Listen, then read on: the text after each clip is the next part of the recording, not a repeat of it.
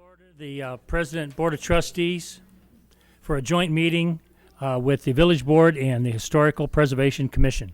Roll call. Trustee Lamb. Here. Trustee O'Rourke. Here. Trustee Peck. Here. Trustee Rassich. Here. Trustee Wajowski. Here. Trustee Benucci. Here. Mayor Collins. Here. Commissioner Bortel. Here. Commissioner Derrick. Here. Commissioner Schmidt. Commissioner Olson. Here. Commissioner Barbian. Here. Commissioner Rapp. Here. Commissioner Hendrickson. Here. Commissioner Lucas. Here. Slipped on my tongue, sorry there. Commissioner Hagan. We have a quorum in both. Okay, if we could rise for the pledge.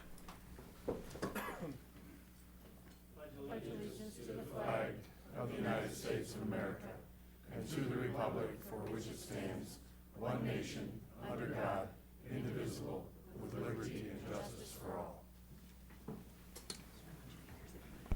Our agenda tonight is a joint workshop as part of Historic Preservation Month. Members of the Historic Preservation Commission will present its annual preservation awards to volunteers, property owners, and local landmark recipients. In addition, the HPC will provide an overview of recent preservation accomplishments and outreach initiatives. Chairman Bortel.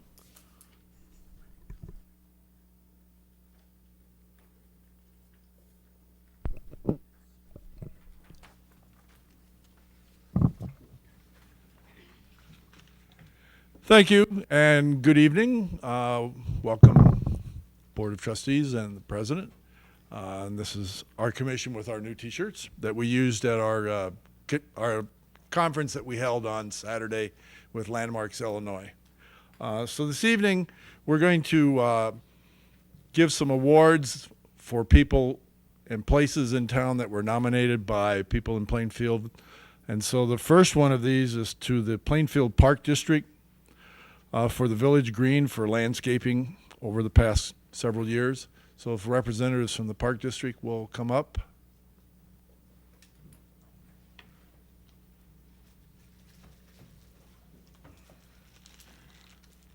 Thank you. Thank you very much. And the reason, the Park District has done an excellent job with the Village Green. It sits right there in a major residential area. And we thought that they deserve some recognition for the really nice look that it has. Kind of sets the area off. So that was the reason for your being here tonight. Thank you very much. Well, thanks. Congratulations.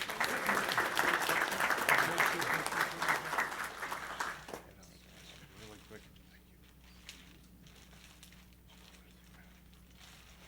Thank you. Thank you. If you make another award, could you grab the mic, because otherwise people can't hear you. And, Sure. Thank No you very problem. much. I can do that. Thank you. Okay. Let's push the button. Keep going. Okay. This is 14930 South Illinois Street. Brian and Jennifer Buss. This house is the greenhouse on the west side of Illinois Street, just south of Main Street. And if Jennifer would come up, she wasn't really sure what was going on tonight.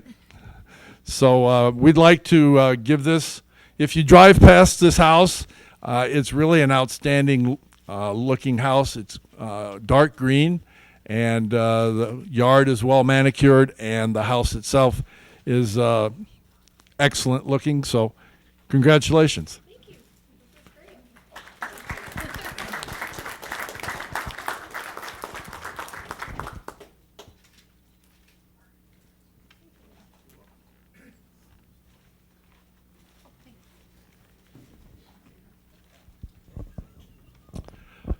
The next house is at 15118 South Division. This house is on the southwest corner of Division and Chicago Street. This is Barry and Vicky Haffenrichter, and I'm not sure they're here tonight. They didn't think they would be able to be here, and since they're not charging the podium, we'll get that to them later. Thank you. The next house is 24126 West Chicago, and you're all probably familiar with this house. It's at the northeast corner of Fox River and Chicago. This house was originally the Senate house. The Senate Dairy Barn, which is over here by the depot that everybody in town thinks is the town jail because of the bars on the concrete building, actually was a dairy barn that was built in 1933 after Charlie Senate's barn, wooden barn, was burned down. And that's where he and his sister used to bottle their milk after they milked their dairy cows at this house, which was originally owned by John Senate, who was one of the first postmasters in Plainfield. So if Janet Anderson would come up.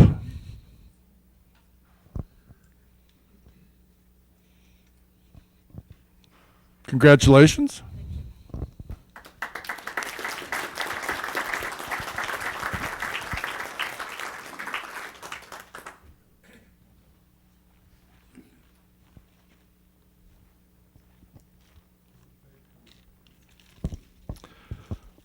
The next house is at 15135 South Des Plaines.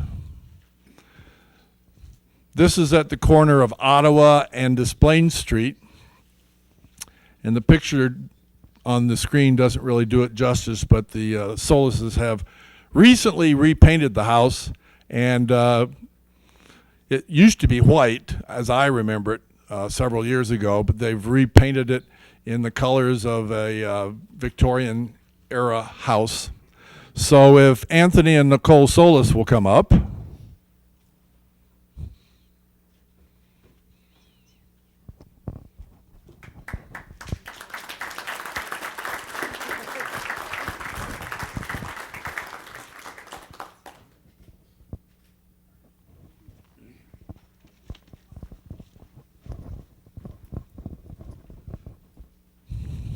At this time, we would like to have Richard Cron come up.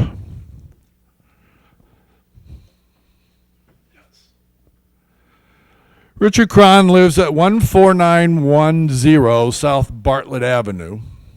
His house was recently designated a village landmark. The house was built in 1888 as the First Baptist Church parsonage, and he is the third owner since 1888. So there's only been 3 owners in the house. He's lived there the longest of anybody since 1958. Congratulations. The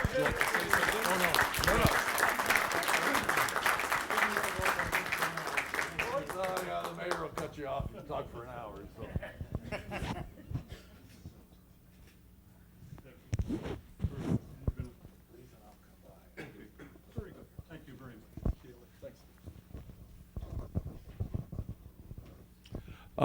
Leaf and Dave Hagan, please.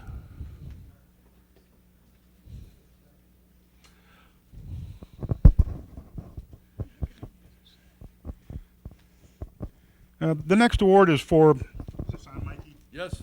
Okay, the next award is for an individual we could rightly call perhaps Mr. Plainfield.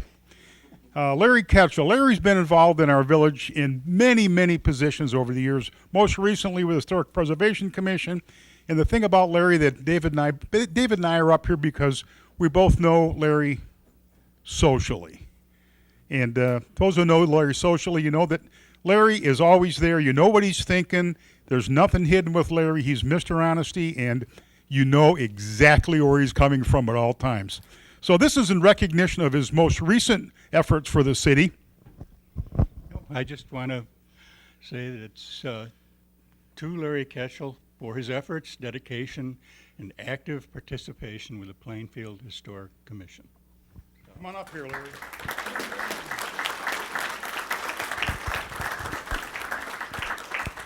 How long do I get to talk?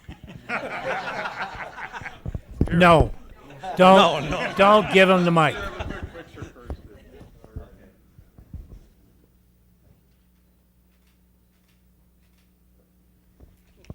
Larry, yeah, Larry, thank you so much.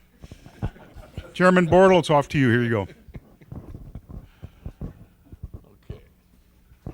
That's all for the awards right now that we have to give out. And we'll go on with a couple of other items that we can sit at the podium here and talk.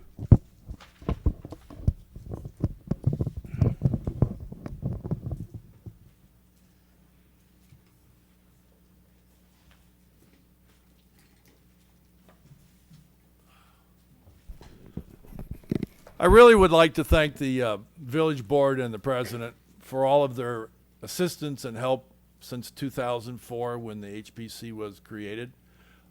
Deb Olson and myself are the only two remaining members of that original group of 9 commissioners that started the HPC in 2004. And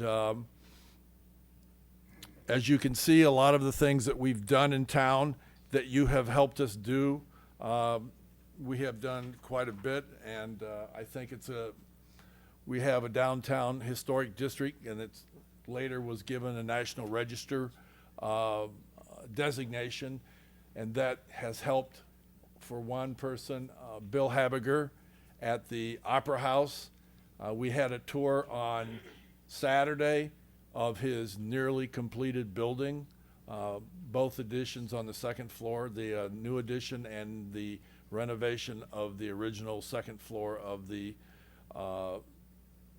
Blue Goose section, which is the front of the second floor of the Opera House, which was built in 1899. That building was also designated a local landmark. We also got a tour of the kitchen area and the bathrooms, pretty fancy bathrooms, and the elevator for the new restaurant that will open there hopefully by the end of June at that location. In addition, other people downtown that may be taking advantage of the 20% federal tax credit, I believe staff is working with Remax Realty. They bought the house, the Zimmerman House, which is at the near the corner of James and Lockport Street. They're working with the Illinois Historic Preservation Agency and possibly working to change of use from residential to commercial.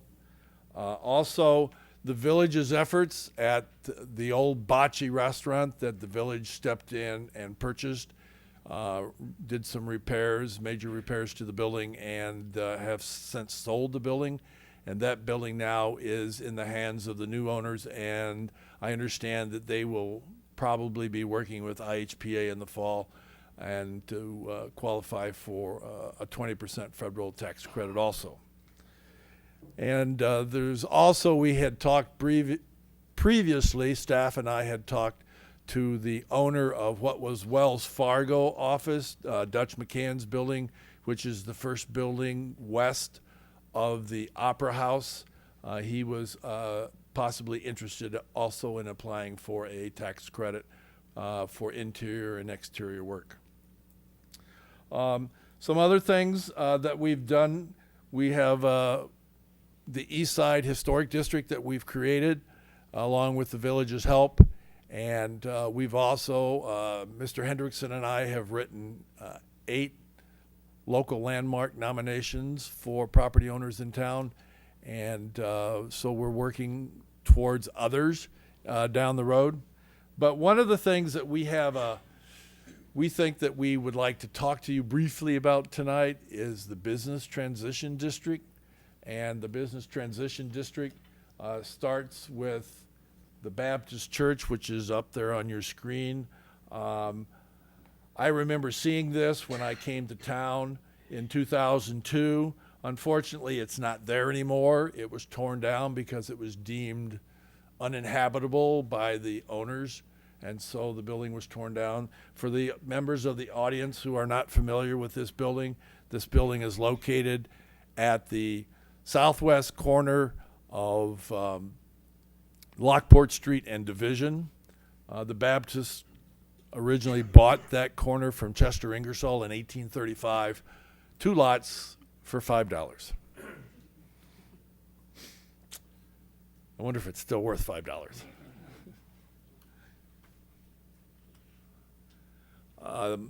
This is the Carey House that was that's located on the west or on the east side of Division, south of the corner of Main and Lockport, or Main and Division. And this house was recently demolished, I believe, 2 years ago. So our concern is that we have all these empty lots now on Division Street, and we just keep seemingly getting more. And our fear is that we would like to avoid a strip mall mentality along Division. And we don't really have a lot of authority along that area except for the houses that remain, because many of them are historic. But we have had some successes. The Olsons found a house on this property that had a school inside of it. And they took the school and moved it to the 1847 schoolhouse over by the administration building. If you're familiar with that, they renovated it and built this in its place. So that was a good thing. And it fits in with the neighborhood. It fits in with the people who live behind it. Herbst Brown took an existing residential property and turned it into a commercial venture. This is Edward Jones taking a residential property and turning it into a commercial venture, which is what BTD was intended for. It was intended to have a business transition zone between commercial properties of downtown and the residential areas of Bartlett, Illinois, Dillman. This property here is at the corner of Chicago and Division. This is law offices. That was once a house that was moved across the street to this location, and it is now a commercial property. This house also is a commercial property. This house has been turned into a commercial property. Originally it was Beacon Financial, and Beacon Financial moved here, and then they have since sold the building to law offices. So, pardon? So I think we're hoping we're looking to, I think, convey to the board that we're hopeful that BTD will continue to be a great planning tool to help preserve Plainfield's character of our historic properties along 59, and the commission is prepared to leverage our creativity and our expertise to help identify creative new uses for those properties. And so we're looking to let you know that we appreciate that planning tool, and we're hoping that you'll continue to support it and support efforts to preserve those unique buildings along that corridor. And then Jonathan said we can show them the adaptive reuse things Okay. that David did. Where's it go? Oh, Right here, so corrective measures. sure. So another thing we'd like to share with you is David Schmidt couldn't join us tonight, but he is a commissioner on the Historic Preservation Group, and he's an architect and a resident of Plainfield. He has given his time and his talents to the commission to help with some challenging historic properties. It might be hard to picture how they could be adaptively reused or redesigned, so that their history is preserved. We can preserve unique resources here in Plainfield. And so we wanted to share a few of his ideas with you. He has created a special marketing packet that realtors can use for the grain elevator property at right near the Historical Society building. And then also, you're probably familiar with his work with the trolley barn. So we just wanted to share with you some of the ideas that he developed and the graphic way that he can help people envision a historic reuse. So if you open that, I can skip forward. Is it working? Yes. Okay. Thank you. Sorry, we're going to skip ahead a little bit. So you all will be familiar with how it looks today on the site. And there are some challenges with the condition. But it's a truly unique resource to Plainfield. There are not very many large-scale grain elevators that still exist in the Midwest, and yet they used to characterize our landscape. And so Plainfield is really unique in that we have retained such a sizable piece of our history. There were only a few that were this large. It has really amazing vistas from that high up. And so the Preservation Commission is really interested in trying to identify a use that will preserve this building long term and, you know, make it look a little better, which I know is the board's concern, is the appearance right now. But so David came up with a site plan and a couple different ideas for uses. So this is just, you know, a study on how it could be reused, office, residential, or restaurant.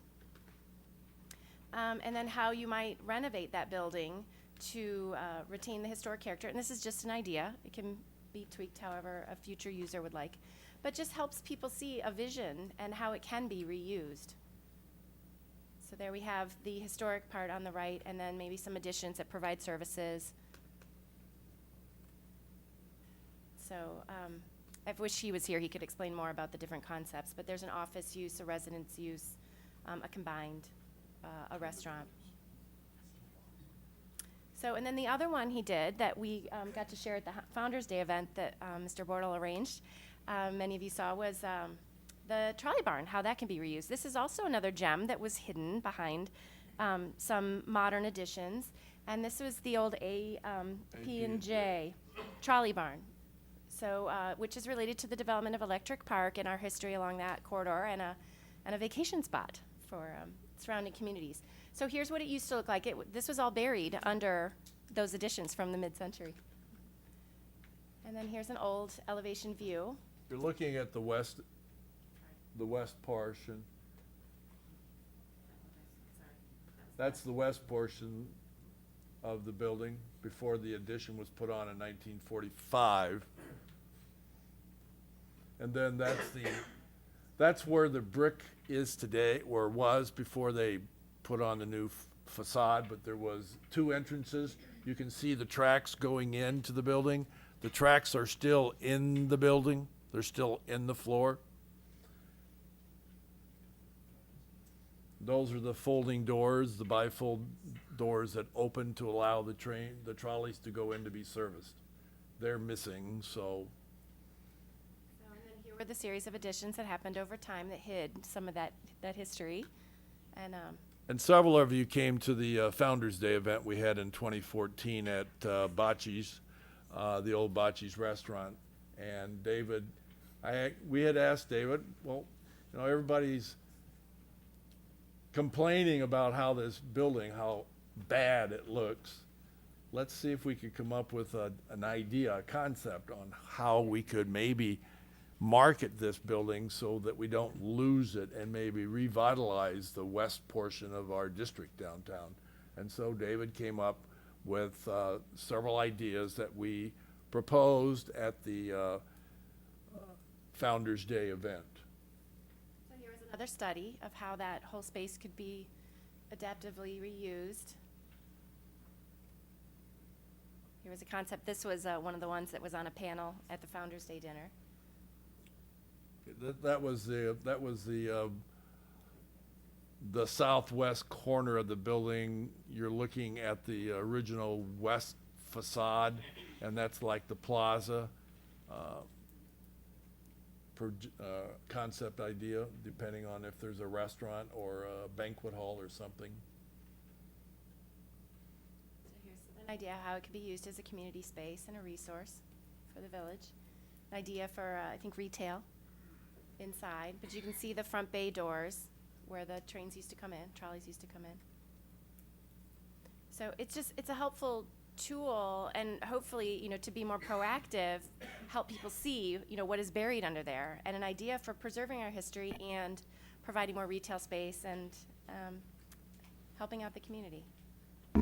Real quickly for the, I think the board's pretty well aware of this, but the audience, this building had been basically condemned by the village, and rightly so. It was very close to the possibility of being demolished. And as you drive by it today, look over and take a look at the beautiful facade and the potential it has for our downtown. And we really did snatch it from the jaws of demolition. It was a kind of a last minute thing, and we were lucky enough to have David do these drawings. We were lucky enough to find somebody that had the vision to take responsibility and invest their time and money in it. And today we've got a real great anchor for the west end of our downtown, which was a real weak spot. And that's what happens with that is then other people get enthused, and this attitude will spread. And that's really what our hope is through education and demonstration that we can just spread this throughout our whole village. Anyone else? Jump right in. Are any trustee comments? I'd like to thank you guys for what you do. Today's world, all of us are busy. We all have our lives to lead, our families to raise. And it's important to have people like you in town to keep the history alive. And you've educated me on some things today I didn't know about. So thank you for all your efforts. I just want to say that the board has came a long way since '04. I was on the board when you guys created this, and it took a long time. It took almost 2 years to get this going and working. And I congratulate the 2 remaining members from the original board. But my hat's off to all of you for doing this. And like you said, this trolley barn is going to be a real asset to the town when they complete it. So they've done quite well. They're working inside a little bit now, and but it's a real asset for the board. And I just want to really thank you all for being on the board. I support, Mayor preceded me by a year getting me involved, but I first got on the board in 2005. It was a bit hectic for people on the HPC. And we made things a bit difficult because we had some visions to where you ought to go, and you've accommodated us, and you've done some tremendous things, landmarking things, providing history, recording history, and making it come alive for Plainfield. And we're teaching third graders. I don't know what you're doing at the HPC, or HBS, but whatever. It's nice, and that's Plainfield does have an atmosphere that is hard to replace, and I think you all should be thanked very much for creating that. It wasn't easy. I've watched a lot of it in process. I attend most of your meetings, and it's been fascinating to see how it's evolved with time, and a lot of new ideas and landmarking, the concept of giving awards out for nice things in town, excellent ideas. So you're a real asset to town, and hang in there, keep going. You know, for not to allow myself to enter into vain repetition, but your work, all of you, all the individuals that have been commissioners on these particular board, have done valuable work, because I can remember when you first started, our building permits brought into the village of Plainfield $5.5 million a year. I mean, we had money to spend, then all of a sudden economic collapse arrived, and people were saying, well, I'm getting rid of that piece of property. And one thing I have to applaud everyone, not only the what board ever served at that time, but all of your efforts.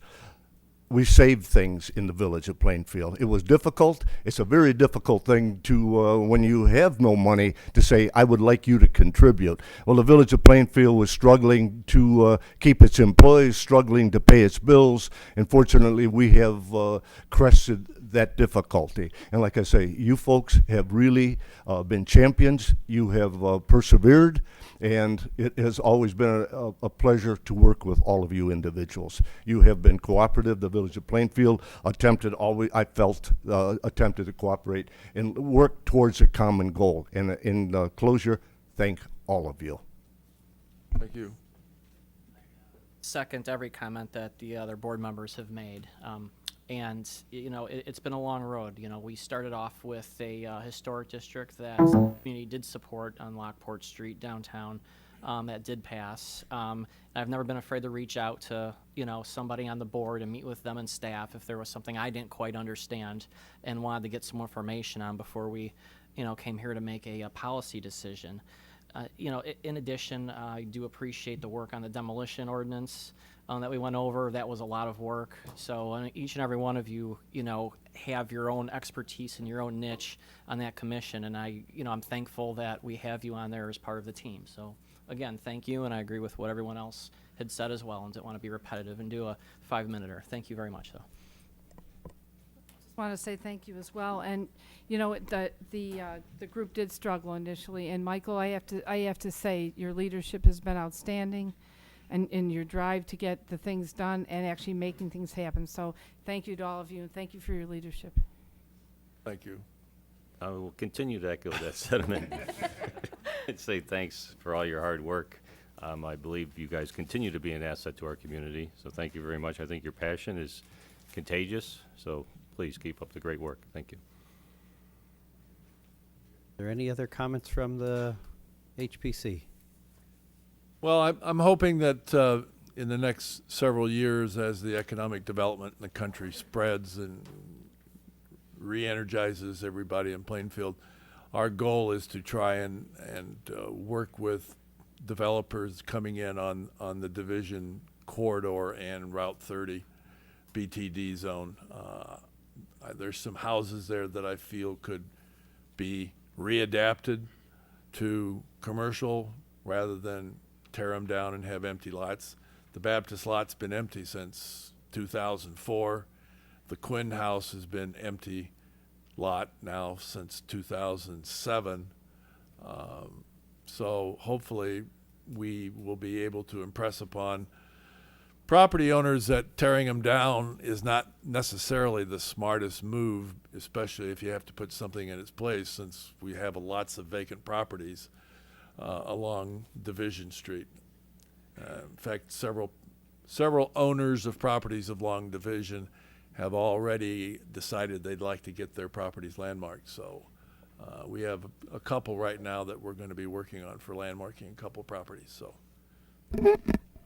Real quickly, another success story that I think is worth mentioning is the floral shop that is now to the north of the Overman Jones Funeral Home. If you'll remember, that building was under an approved demolition permit, and it was slated to possibly be part of the parking lot for the funeral home. And we had another person with some foresight sweep in and bought the building. It's a fairly simple residential structure, which is now a flower shop. Well, next to a funeral home, what a great symbiotic relationship. And this building, we reluctantly watched it be approved for demolition, and although we weren't happy about it, that was the end of our involvement. But we got lucky again, and somebody saw the value and the business transition district theme, the idea of why that exists, was implemented. So some of it's luck, some of it's a lot of hard work, and if we didn't enjoy it, I don't think that we wouldn't be here, because we do it for one reason only, really, is that we feel involved in our community, and something that we are not building huggers. I particularly am not a building hugger. If something doesn't have historic architectural value, we're not against tearing down a building, but we have to have a darn good reason that it should go. And we have voted to approve teardowns. We'll do more of them. But that particular one, the flower shop, I thought was another very fortuitous example of saving some structures in our town. And thank you for your comments. We do appreciate. Well, it's always appreciated when somebody says thank you. So, and thank you for going along with us and listening so carefully to our presentations. At this point, I'll be seeking a motion to adjourn from both the village board and the HPC. I need a motion from the village board. This is for the joint meeting. There is a committee of the whole meeting that follows this, but just for the audience. Okay, that was Trustee Lamb, motion, second by Trustee O'Rourke. Roll call, Trustee Lamb. Yes. Trustee O'Rourke. Yes. Trustee Peck. Yes. Trustee Rassich. Yes. Trustee Wojciechowski. Yes. Trustee Benucci. Yes. Need a motion from the HPC to adjourn. Mr. Barbian, and a second from Mr. Lucas. Thank you. Chairman Bortel, Yes. Eric, Schmidt's not here. Olson? Barvian? Rapp? Hendrickson? Yes. Lucas? And Hagan. That meeting stands in adjournment. Thank you Okay. very much. Thank you. Thank you, guys. At this point, it's my pleasure to call to order the Yeah, let 'em-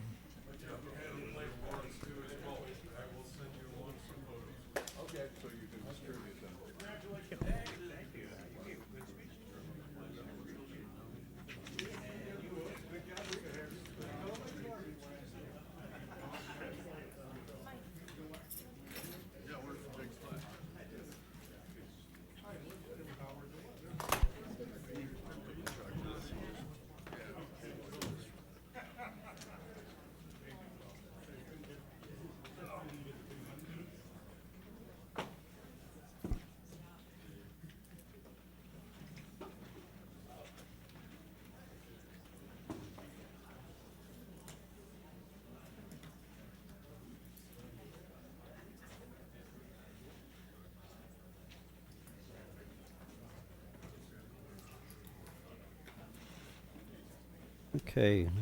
Call to order the committee of whole workshop at 7:33. Roll call, Trustee Lamb. Here. Trustee O'Rourke. Here. Trustee Peck. Here. Trustee Rassich. Here. Trustee Wajowski. Here. Trustee Benucci. Here. Mayor Collins. Here. Seeking a motion to approve the minutes of the committee of whole workshop held on April 25th, 2016. Second. Trustee Lamb. Yes. Trustee O'Rourke. Yes. Trustee Peck. Yes. Trustee Rassich. Yes. Trustee Wajowski. Yes. Trustee Benucci. Yes. Motion, minutes are approved. Presidential comments? I just have one real quick one. We just returned from, myself and Mr. Murphy returned from Washington last week. We met with our lobbyists that we have out there, and what we're trying to do is we're seeking $30 million for the extension of 143rd Street. And we received a lot of letters of support, including letters from Senator Kirk in Durban and Congressman Hultgren in Foster. We also received, met with representatives from CN Railroad as well as Union Pacific. And the most, the most interesting, I guess I could say, is we met with the Department of Transportation out there. We're trying to get grants for fast lane or Tiger grants, and they were very receptive. They're in the process right now of going through all the applications to see who's going to win. They wouldn't talk to us, about the project. We were there. Mr. Murphy shared that we are supporting the project with some monies, and they thought that was a very positive thing for our position. They said that they would find out probably within a month or so who got the grants, and they would also review who didn't get the grants and why you didn't get the grants. So, but this is good for 5 years. So if we were not successful this try, we'll continue to put them in for the next couple of years till we are successful. But I just wanted to report that, and I'm real happy with our lobbyists out there. They did wonderful for us in setting up everything and transportation and setting up all the meetings. So I just want to make the board and people aware of that. And that's all I have. Trustee comments? That's tremendous progress from the point of view of, been working on this for 10 years, and we keep saying, well, it's a ways out, and finally, it's very promising, so great work on what you accomplished last week, and hopefully it'll pay off. I have one additional comment. We've talked about notifying the public when we're talking about preceding public hearings. I got a certified letter today from local attorney notifying me that the property across the street from the Lakelands wants to be annexed. Yeah, I'm not used to receiving certified letters from lawyers, but it was a good letter because the process works. If they do that everywhere else, for all of our public hearings, I think we'll have those complaints disappear very nicely. Any other trustee comments? I had a couple of comments. First, I guess I'd like to publicly thank Chief Konopek, Officer Mike Friddle, and Officer Russ Kruchnicki for allowing me to learn more about the day in the life of a patrol officer by completing a ride-along last Friday afternoon and evening. So I guess as most of the residents would hope or expect, it was a slow day, which is obviously good. We had basically no calls. It was all traffic-related stops. So, but it was still interesting for me, not being a police officer. So everything was new, and the ride enforced for me both the professionalism and the compassion or understanding that I witnessed the officers have for the traffic violators. They seemed very fair. While they did write some tickets for the obvious offenders, they did also write a number of written warnings. So I thought that was nice. Chief, thanks again for the opportunity. And a special thanks to all your officers for all they do every day to keep our community safe. We appreciate it. Sorry. The second one I had, and I'm not sure, maybe it's more of a question, maybe to you, Mr. Murphy, or the other trustees, is what they thought. But I thought we talked about the 5K and the festivals and all that kind of stuff. And I thought that we were going to have like a follow-up discussion on the festivals. I know we did the 5K things. And I didn't know if that was going to be forthcoming or if I was misunderstood that or what, because I think there was a lot of talk about, the police being overworked with the overtime, the PEMA, and all that. And I thought, well, if we did the 5K, that really only takes part of the problem. It doesn't really solve the majority, which I think the festivals are probably a larger part of that. So are we due for more conversation? We certainly can. The reason that we are looking at the 5K issue more than the other matters is that we had been seeing a rather steady increase in the number of 5K requests that were coming to us. And that's largely why we wanted to have that conversation with the village board with regard to what our fee structures were specific to 5Ks. We had a long-standing tradition of just not charging our any 5Ks that were coming to town, and at first they were largely good community events and seen as such. However, our neighbors are charging fees, and namely our neighbor to the north, and so we were finding that they were leaving Naperville and actually coming to Plainfield to have their events, and those funds would then not stay in Plainfield, they'd be moved to other organizations. It's not to say those organizations aren't worthy of being good community partners. However, we are seeing more and more of those coming on in, which is why we looked at what our peers were doing and asked to make a change to our policy. With regard to the smaller events, we had been charging them the rate that's established within our police officer contracts, so that was already in place. And then really we got down to the big 5 events. 4 of those 5 events, well, one of them is an event that we partner with the Park District and the Fire District on, and that's the Patriotic Picnic. And so with that, we actually donate monies toward that. It seems counterintuitive to then charge what we were already donating to. The events that are held in the downtown area, the 2 parades and the cruise nights, since those are not fundraising events, they get charged directly through the TIF district. So we're able to charge the TIF and pay back for our operations in that particular regard. With regard to the Plainfield Fest, we've been in conversations with them, and they understand that they will be paying an agreed upon rate. So they are paying for our cost for that festival. So there was no need to bring that back because we have a stated rate within the union contract, and they've agreed to pay a rate. So that's why we didn't bring that piece back, and perhaps I wasn't clear in the presentation to the board on that. I don't know how the other trustees feel about it. I guess my concern was after watching or looking at the presentation, I think we were all across the board as to who was reimbursing what we were asking for from different people. And I thought it was going to give us the opportunity to really go back and review it to see what would be fair and consistent, for all the festivals or events or whatever you want to term them. So that's just my feeling. It seems like it would be a good conversation to continue, I thought, from my perspective. I don't know how the other trustees feel. Well, from my perspective, I think Mr. Murphy has covered the 5Ks and the reason for putting the fee in. The other events are basically community-wide events. And I think the agreement discussion we had, do we have value for those? And I think the answer, despite some of the comments that people might have perceived I made, I have value for those too, because they serve the community as a whole. Staff has been working with the organizers of those events and working out something which is agreeable for both parties. So they've actually negotiated something which is acceptable. We don't necessarily need to impose ourselves on that as long as both parties are agreeable. And I think, that process has been going on right now. But I think those But is it, parades and the fest and so on, and the cruise nights, these are all supporting the community, make Plainfield a destination. I think it's something we want to keep encouraging. The financial details can be worked out. If somebody's unhappy with that, they'll come back to the board. From my point of view, if they're satisfied, both parties are satisfied, I'm satisfied. I'd like to see the events continue though. No, I absolutely support the events. I just thought it would be, rather than do one-offs for each person, I stated it before, I don't know that somebody necessarily should be penalized because they're successful. So in other words, keep it consistent and fair for everybody, that's all.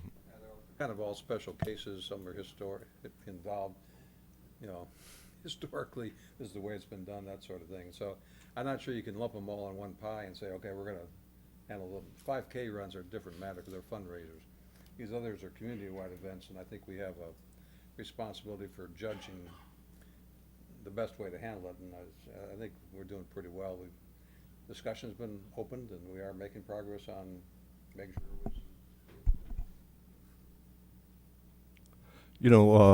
Administration and fellow trustees, I feel very strongly that the administration should handle the mechanics and the costs of most events. I expressed something when we had our discussion in the past that all events should pay for themselves. That fell on somewhat deaf ears for the most part, and I think our administration can probably work on the very specifics and come up with a plan, present it sometime, perhaps Trustee O'Rourke in the future, say this is perhaps what we would like to charge, this is what we'd have, and have a summary of that particular thing. And I think that would clarify an awful lot of concern that not only that you have, Trustee O'Rourke, but other people perhaps can have also. Thank you.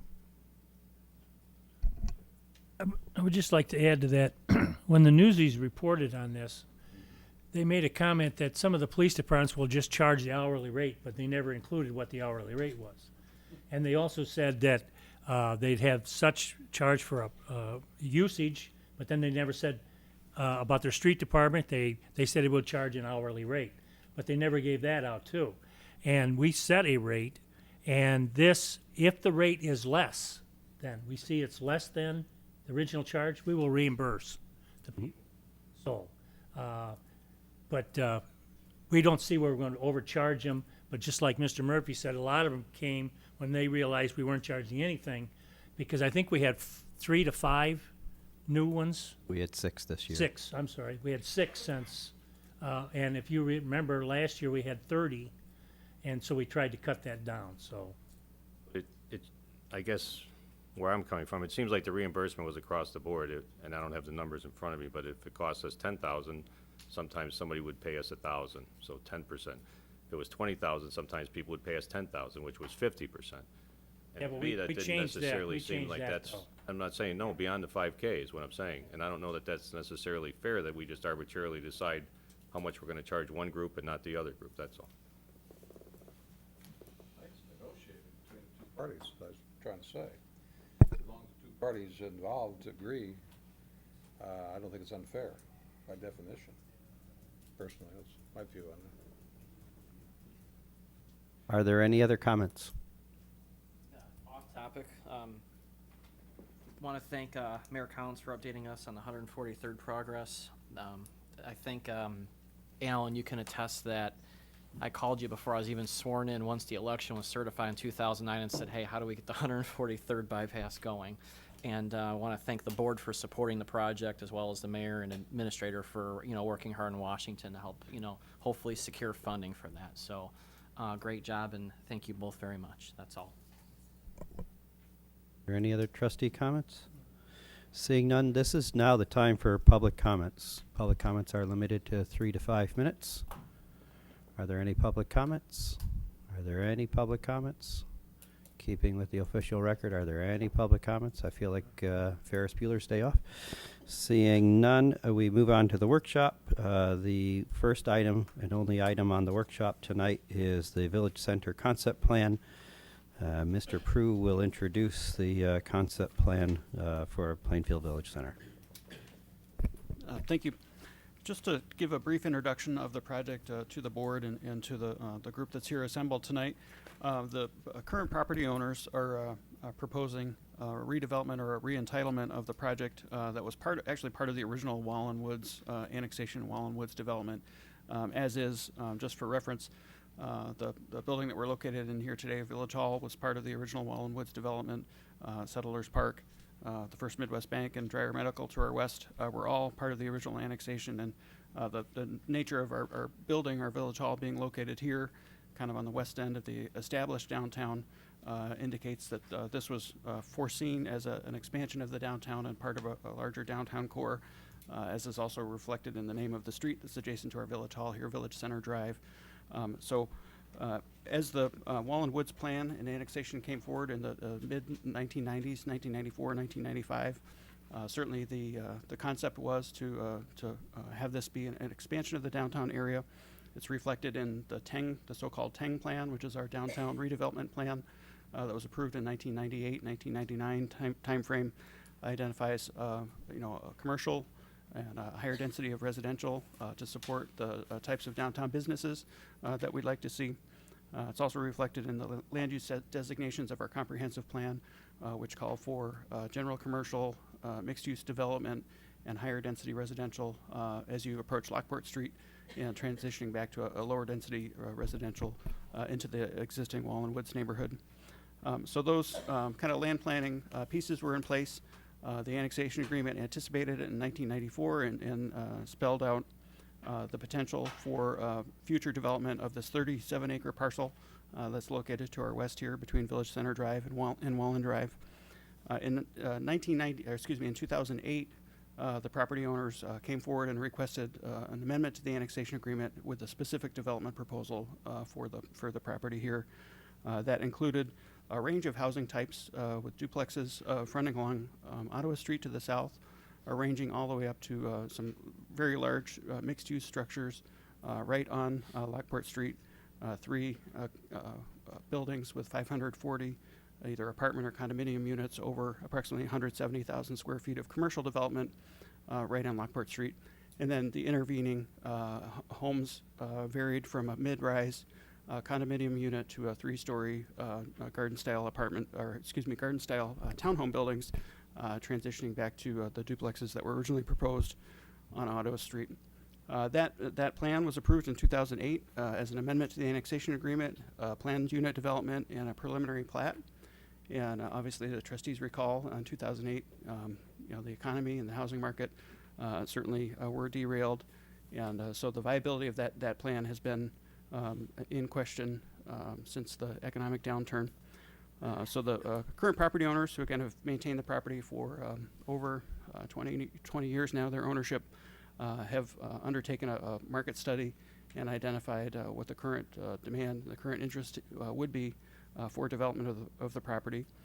They're here this evening to present a proposal to modify that 2008 preliminary plat and planned development plan to get some feedback from the trustees and understand whether there's support for what's proposed. I will note that any changes to that plan would come back forth through the Plan Commission process and come before the Village Board for such actions as site plan review, to consider the elevations, the landscaping, architecture, parking, some of the finer details. So certainly there's an opportunity for not just the Plan Commission and the Board of Trustees to look at specifics of a proposal, but as well for the public to participate in that Plan Commission meeting or Village Board meeting in terms of an opportunity to provide public input. So while this evening the focus is on getting some direction, getting some opinions from the trustees for the developer, certainly staff recognizes that the homeowners in Wallen Woods are very much interested, and so if there's an opportunity for them to comment, staff would at least recognize or identify that this is not a public hearing, and any future action taken by the Plan Commission or the Village Board would include a public hearing that would allow for a thorough public comment period. So it's just a very brief introduction. I think the primary objective is to hear from the property owners and understand their current proposal.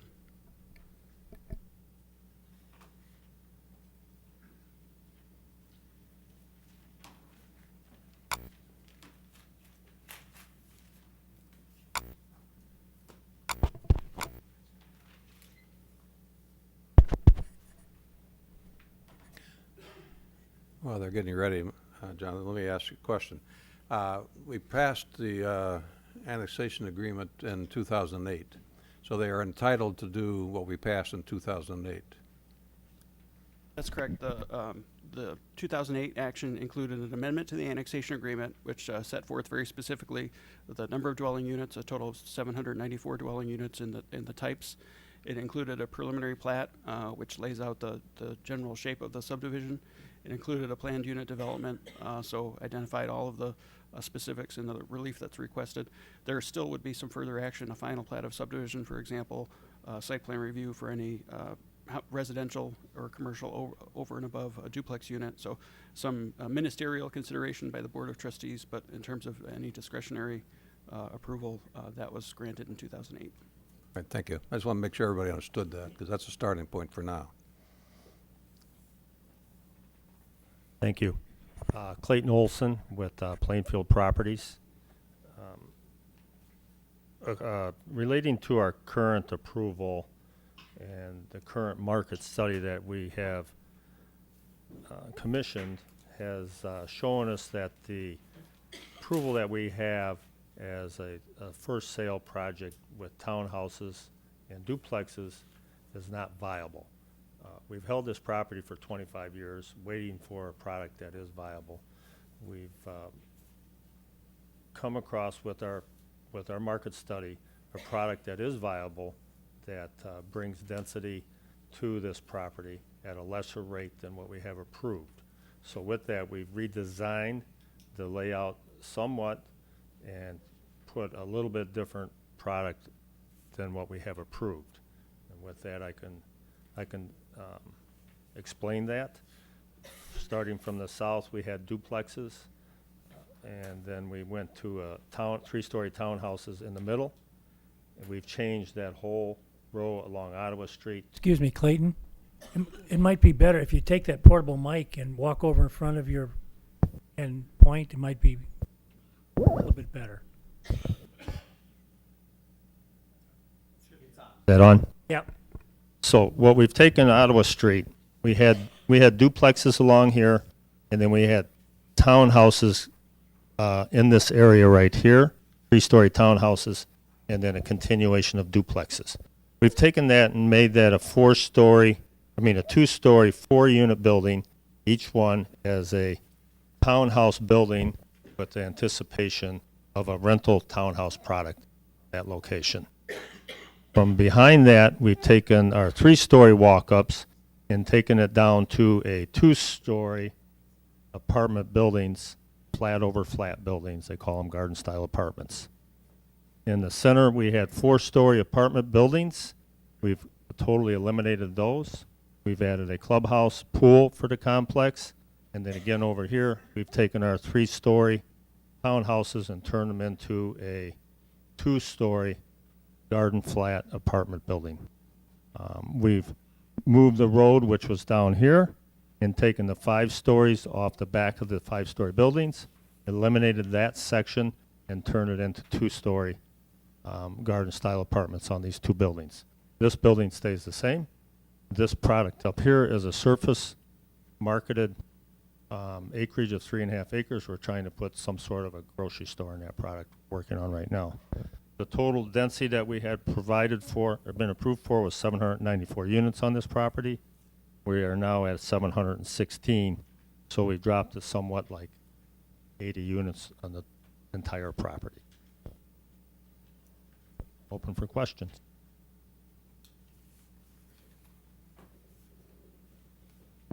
So now the 716, are they all rental units?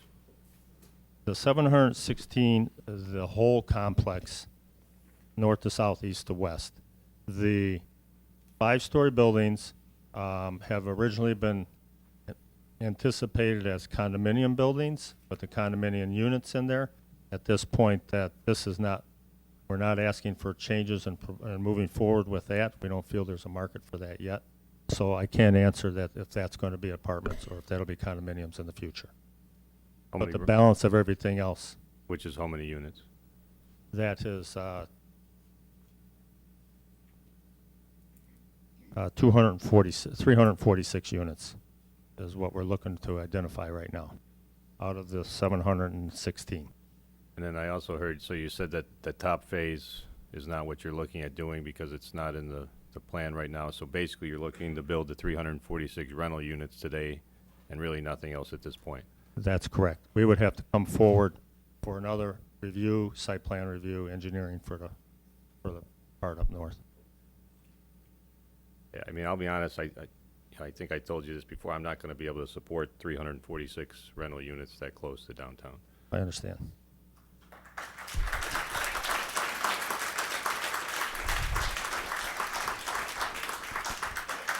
You know, Mr. Olson, oftentimes a developer, for example, yourself, gets the horse and the cart in the wrong order, in my estimation.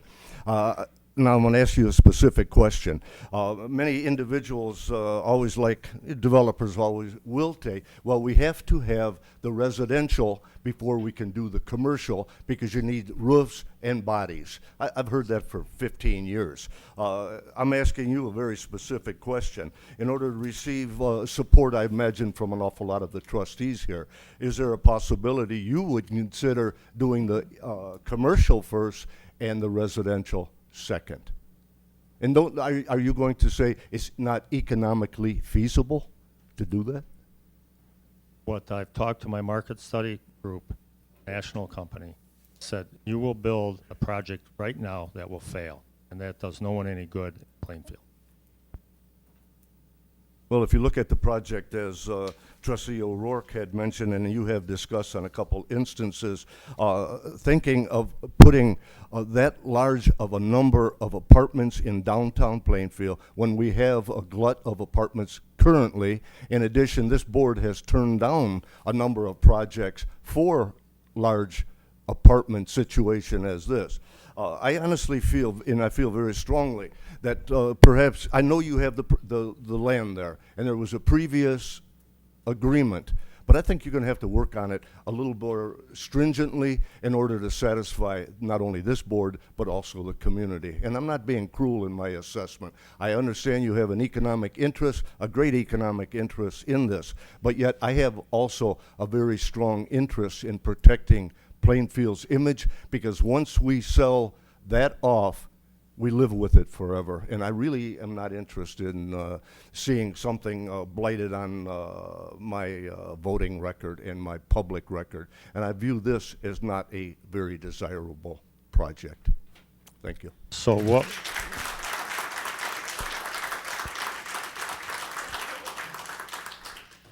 Can I ask you what you would feel as desirable? You know, something obviously with a lot less density. I think when this was initially planned, the home style center, I remember there were a couple of them. Downers Grove had one, Burr Ridge had one, where it was a high density of housing and a commercial interest. It all seemed to be developed at the same time. Here, I'm afraid you're going to build apartments, and the commercial will come so much later. And so what I'm saying, the horse and the cart oftentimes are out of order in my estimation. And I don't view this particular project as being desirable. That's all. And I'm not doing it for applause either, believe me. I'm doing it because that's how I feel very specifically. Thank you. Surely. I think the board is at a somewhat of a disadvantage in situations as this. This project was approved in 2008. That's 8 years ago. Times were different. The board was different. We don't have the minutes. We don't know what the intention was of the people who approved this. Now, the original plan, when I look at it and I see townhomes, I picture townhomes, individual homeowners owning the townhomes, not a planned development run by a company essentially renting out apartments. That's what it seems to be what you're trying to get to, a planned development that a management company would run all of these units and rent them out to individuals. Is that correct? That's correct. Okay, and I don't know that that's the original intention of the original plan. I'd like to see the minutes first, because when I see townhomes, I picture townhomes like across from Plainfield North High School. They're individual owned by individual families, rather than a management company who can change hands several times. The plan in its current form, your proposed changes I can't support because of Trustee O'Rourke and Trustee Rassich. I agree with them. There's a large community outcry from Wallen Woods here. The people that I know and I've talked to individually in that subdivision, when they bought their homes, I don't know that they signed up for the proposal you're putting forth today. I think that any person of average intelligence would look at this plan, the original plan when I bought the house in Wallen Woods, and say townhomes. Well, that would be nice, townhomes. Not a huge complex run by a management company, essentially apartments, instead of being up, just spread out. So in its current form, I can't support it the way you're proposing it. Thank you.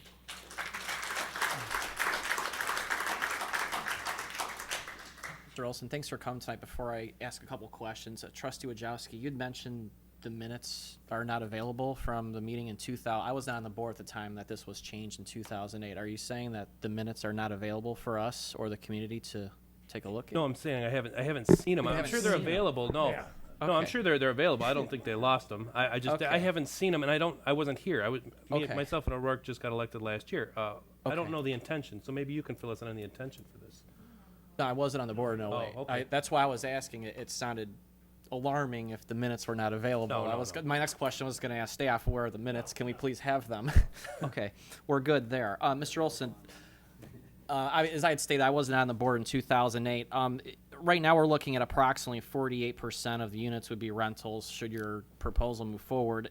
Previous to that, the board that was here in 2008, you said it looks like there were 794 units, you said, and you're proposing to reduce it to 716, correct?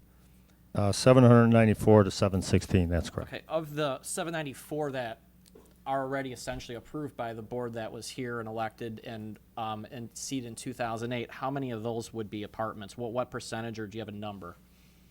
Of the 794, Correct. If we were to say no tonight, which it sounds like the direction this board's going, what could you essentially say, okay, I appreciate your time tonight, but I'm going to move forward with the plan that the board in 2008 said was okay. What could you essentially move forward with as far as a percentage of rental units or a number of the 794? 794 rental units. Thank you. I don't know if that's actually correct. I believe when it came through the planning commission back in '08 that it wasn't really discussed. I think to Trustee Wojciechowski's comment about rentals, I think it was more multifamily, which was condos and townhomes and maybe duplexes. It wasn't rental apartments at that. Granted, I'm not an attorney. I don't know what the difference is, but I can tell you that was the intent, I believe, from 2008 when it came through. With the 2008 third amendment to the annexation agreement comes a special use planned unit development, which includes duplexes, townhomes, condominiums, apartments, and all other uses allowed under the B5 transitional business district. Mr. Mayor, if I may interject, just for clarification in terms of the unit breakdown, just trying to address the question, Okay. you know, from at least a factual standpoint or a statistical standpoint. The approved plan includes 30 duplex homes, 140 townhome units that are reflected on the. I know you have the 2008 plan on the dais there.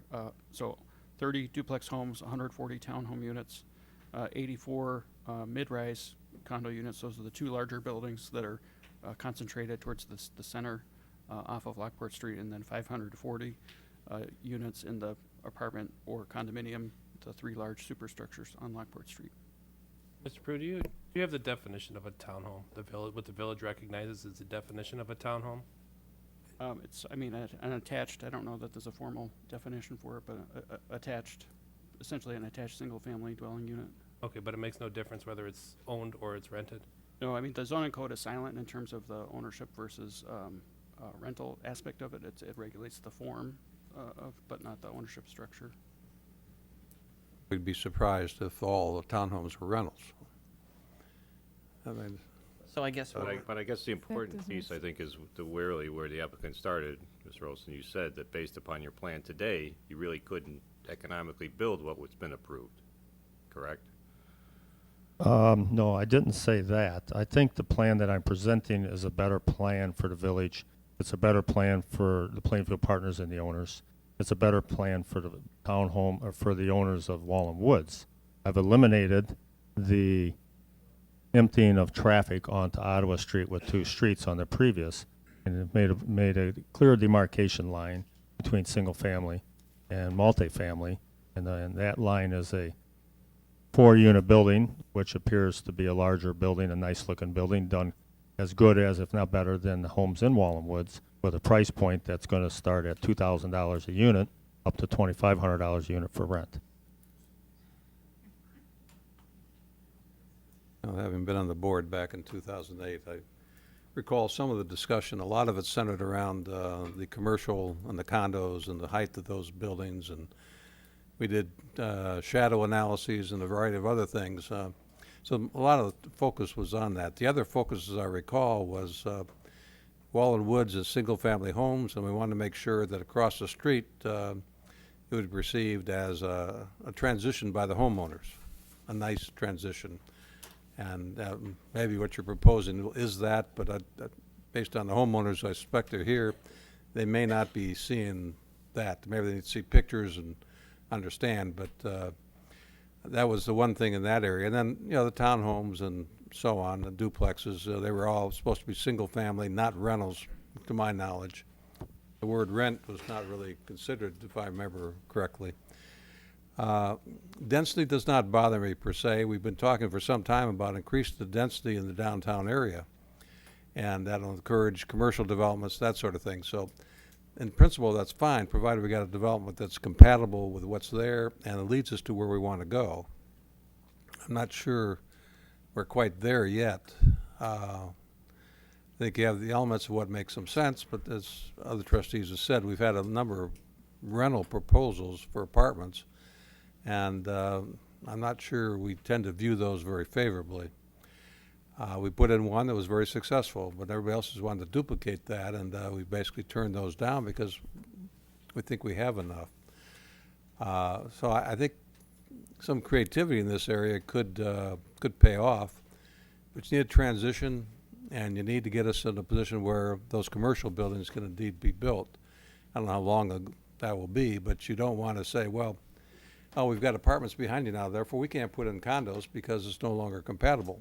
I think that is something we would strongly object to. What those units are compatible with, I don't know, but perhaps your market studies can say. But anything that would preclude those from going in eventually, I think would get quite a negative reaction from the board. So, I guess to finish up, I've voted no on the one apartment community that Trustee Lamb had said, was successful in the village. I've never voted in favor of apartments, never planned to vote in favor of apartments, but I do have I guess essentially a follow-up then question for staff. How clear is this? Can Mr. Olson proceed with 794 units and do as he wishes with those, whether they be rentals or essentially occupied by the owners? That's where I'm at with this. I'd hate to see 346 rentals, but I'd really hate to see 794. So to clarify the status of the entitlements, it's staff's position that the annexation agreement essentially provides for the developer to move forward to build the plan that you have as the original plan. There are additional approvals that are required, specifically site plan review for the townhome buildings and the commercial mixed-use structures. So anything over and above a duplex, he could proceed to a final plat and a building permit for duplexes right now without any further action on the part of the village board. But there'd be the final subdivision plat to create the individual lots, and then site plan review for the townhomes, which is a ministerial consideration if the proposal complies with the zoning code and the requirements. Certainly the board is given great latitude in making that determination of compliance, but if the project complies, there's not a basis for turning it down out of sheer discretion. So if the project essentially complies with code, the board can't just ambiguously say, you know what, we didn't like the idea that you want to do the 794 rental units and we're just going to vote no on site plan review just because we don't like what you're going to do with it. We would actually have to have cause and some sort of specifications that aren't being followed to actually vote no on site plan review, correct? Correct. Okay, thank you. You know, so it's not lost on the public this evening, I just want to reiterate that this board is not voting for approval or denial of a project tonight. This is informational, and it's a hearing for us to get informed because many individuals that are on this board know nothing about this project. But I'd like to comment on one thing to Mr. Olson. Mr. Olson, perhaps it was an oversight on someone's part, but this is the only information I received on the project, the current project right now. You know, this is a very sketchy situation, very difficult for me to understand exactly what you're trying to propose. You know, I think if you were to propose this and make really gross modifications, you'd have to come up with a little more technical data than simply showing a black and white sketch. Hypothetically, you're showing 700 apartment rentals, and it just doesn't reflect it in the diagram. And it doesn't reflect in what you're presenting. That right there is, it doesn't show parks. You'd have to have a magnifying glass in order to figure out where public areas are, where parks are, where transit is, in and outs, et cetera, et cetera. I'm not going to, Trustee Lamb specifically said that we need density. You know, the downtown area in Plainfield pretty soon is going to start looking like Mumbai, India.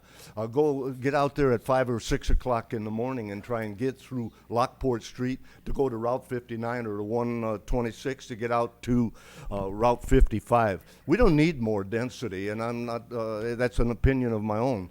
I don't think we need more density because if you have more density, people still don't walk to downtown. Look at Van Dyke Road, look at Route 30, look at everything. People do not walk to downtown. They do not bike to downtown. They drive to downtown.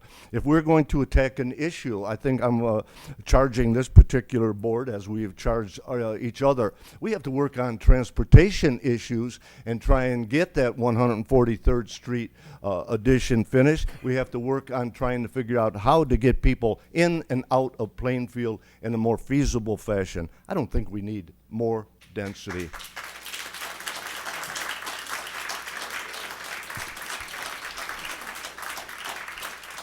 Jonathan, for clarification's sake, John, for clarification's sake,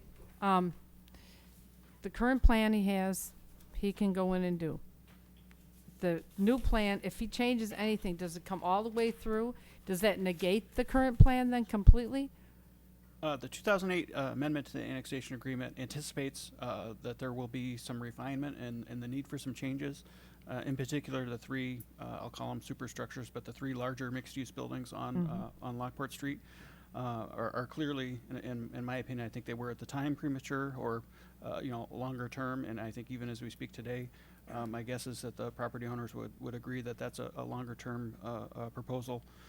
So the amendment in 2008 anticipates that there will be some changes, some refinement. There are some definitions about what constitutes or what would trigger, what would require an amendment to the annexation agreement. In this case, we're actually talking about a reduction in density. I guess it's premature for me to give you an answer. I think there's certainly an opportunity to move forward with a modified plan that wouldn't require a full amendment to the annexation agreement. It would still come through the plan, before the Plan Commission. It would still come through the Village Board for, at a minimum, an amendment to the plan development for site plan review and some further actions. But as we speak, it's my position that there are some provisions in the annexation agreement that would allow for changes without triggering a formal technical amendment to the annexation agreement, i.e. Publishing for a public hearing and going through the formality of actually amending the agreement again. But to modify from the 2008 plan would most definitely involve going before the Plan Commission and the Board of Trustees for further review of those proposed changes. Clayton, I know you've made some modifications here. Is there room for negotiation on this in your side? I mean, I think the issue here more than anything, am I hearing correctly, is the rentals, the volume of rentals, what people could rightfully perceive as the lack of control of what's right there in their neighborhood. And that's something that this board has turned down many times, as a matter of fact. Person sitting in the room that brought something forward. So I guess, and that's another side to this too, is where does that put us in legal liability for saying yay or nay to one and not the other? And we brought that up before. But is there room for further negotiation, I guess, in that sense, for something that's not all rentals like this? There's absolutely room. That's why I'm here, to get feedback from the village council. As far as not having rentals and build for sale, may not happen, because I'm not sure the market will bear that. That's the last thing we want in our downtown, is a failed project. Don't want it financially. We don't want something that's sitting there that we're having empty lots like we have south of town. Yeah. Am I willing to sit and talk? Is it a different type of rental you're looking for? I'm here to listen. Or just a straight up sales of townhomes and homes? And I hate to say this, but my market study guy, it's a John Burns company, and I owe that to you. Apologize. He would not take my money to do a market study for sale, townhouse or duplex. He says, I will not take your money. The market's not there. If that's what you want, sit on the land for a long time. I'll market study, but we'll move today. Can I take the product I have approved right now and build it and utilize it as a rental project? Yes, that'll work. I felt that this is a better product, eliminating the entry onto Ottawa Street. I'm putting duplex or quads all the way along Ottawa Street with a nice facade, trees, landscaping, eliminating the 3-story townhouses that butt Ottawa Street. I'm eliminating all that. Eliminating the 4-story apartment building in the middle. I'm eliminating that. Eliminating the back half of those 5-story buildings. I'm open for suggestions. Mr. O'Rourke's request, the original plans surfaced there in color. There's a bunch of pages involved. Something akin to that, I think, would give us a better perspective on the improvements that you're talking about. I have to agree, not unfortunately, with Trustee Ratchick, that black and white doesn't convey the kind of image that you're trying to tell us. It's hard for us to picture that, for me anyway. So I understand that. It's hard for me to. I wanted to get feedback from the village before I went to that next step. That's a very expensive step. I understand, but it's doesn't make sense to spend $100,000 on all these plans. Right off the get, I don't have the support for what I'm saying about. Mr. Olson, thank you for coming, first of all, and thank you for putting up with us tonight. I don't have the original intent of the board when these plans were drawn, but maybe I can garner your original intent for the original project. Was it to provide a huge complex of rental units, or was it to the mixed-use development with the commercial, with rentals or condos for sale? Or can you tell me what your original intent was when you developed these plans originally in '08? In '08, we were identified that the density for the expansion of downtown Plainfield to the west with the Tang Pant plan and the comprehensive plan by the Village of Plainfield jointly with Plainfield Partners was to provide density for the extension and for the support and the economic driver for downtown Plainfield businesses, restaurants and such. Was it all intended to be rental at that point? No, it was not. So that wasn't your intention? That was not my intent. My intent was to build townhouses and sell them, to build duplexes, and to build 4-story rental buildings in the middle, 5-story rental buildings in the top. Well, that goes a long way. I mean, I think that's probably what a lot of these people here had envisioned as well. So thank you. It's just I'm at a point, I've had it for 25 years, I need to do something. Property and the market is the market.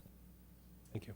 Mr. Olson, one more question for you is, would it be feasible or even be able to consider scaling down the project, maybe eliminating part or all of the southern portion and eliminating all of your rental units and making it smaller and feasible where you simply have, as Trustee Benucci had mentioned, possibly have just townhomes that are going to be, sold to, to owners, and eliminate the southern portion of this development, whether it can be subdivided and sold off, whether it becomes a park, or if there's any other interest or investors that can be involved that would essentially want to put something else on the southern portion along Ottawa Street other than homes. Garrett, last year I had a letter of intent to build small single-family homes along the north side of Ottawa Street. I personally stalled that project, so it did not continue. It wasn't what I felt was the best interest to put 2 rows of single-family homes at $200,000 each. You know the name of the company. I was with staff with them. I think they even met with the homeowners association at one point. It's not what I felt was the right thing to do here. I drug my feet on that with Brian Murphy. I told him personally, I don't care if that project fails. I don't think it's the right thing here. So with that, I feel the 4-unit townhouse buildings are the right thing. Well, by the time I build them, will the market say I could sell them? Maybe. I may hold them off separately from the garden apartments and just have those under our control totally to maybe sell it in the future. But today, at this point, I wouldn't get financing to do anything for sale. Are there any other trustee comments? Yes, I just have one. Mr. Olson, I realize you and the Plainfield Partners have this particular property over here. It's our duty as elected officials to protect the village's interests, not a particular developer's interests. I understand you put yourself forward in front of a group last Friday night, and you're doing it again right now in order to sell your project. You developed Wallen Woods, and you're one of the developers of Wallen Woods. There are 219 units south of this particular project that have a very vital interest in this project. So whatever you attempt to do and whatever this board attempts to do has to take 219 individual home sites south of your prospective project into consideration, because they are a very vital part of this community. And so I would advise you, whatever you do, think about that, because you'll always have that as a formidable group to perhaps deal with. And I like to, in closure, I know you will try to do the best for the community. You have done admirable things in the past, and I think if you work on this project or allow it to lapse into non-committal nature, I think perhaps we'll be looking forward to whatever occurs in the near future. And thank you for being here. Well, I think I have that interest in mind, Jim. Yes. If I did not have that interest in mind, I would not have met with the homeowners last Friday night. I wouldn't be here at the COW meeting. I would be going forward with the project I have. Are there any other trustee comments? Seeing none, reminders, Mayor? On May 30th, our offices will be closed for Memorial Day. June the 6th is our next village board meeting. June the 7th is a planning commission. June the 8th is coffee with the mayor. June the 9th is historic preservation. And our next committee of the whole will be June 13th. Seeking a motion to adjourn the meeting at 8:28. Motion adjourned. Second. Bill was the second. Trustee Lamb? Yes. Trustee O'Rourke? Trustee Peck? Yes. Trustee Rassich? Trustee Wajowski? Yes. Trustee Benucci? Yes. We stand in adjournment.